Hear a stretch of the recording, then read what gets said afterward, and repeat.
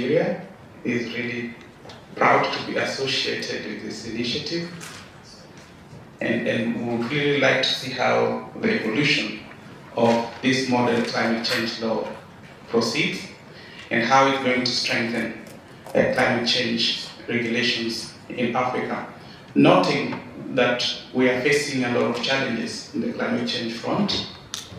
And just last year, for the very first time, we managed to breach the 1.5 degree pathway that both the Kyoto Protocol was trying to avert, but it did not succeed.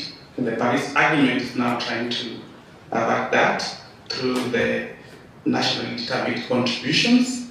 And we are hoping that this will be providing us the right environment to push governments to increase the ambitions in the NDC 3.0, so that by the time the NDC 3.0s are provided by member states, we can manage to reduce the emissions that are leading to the rise in these temperatures. Of course, we know that 2024 was a unique year.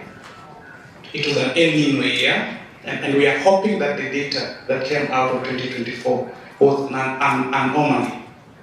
However, if it is not an anomaly, and it means that we have managed to reach this very, very significant milestone, then clearly we have a lot of work to do.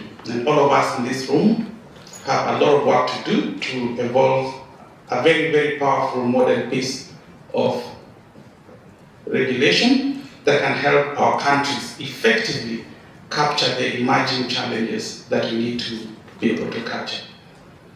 This is an interesting subject, particularly for me. I've had a lot of experience working around this area. Specifically in Kenya, I think there's a time we were trying to put in place a regulation piece as fast as possible, actually, to allow us to submit a number of proposals we had prepared under the Article 6 framework. We did a lot of work. This proposal was around a waste-to-energy bilateral negotiation that we had started with the Swiss government.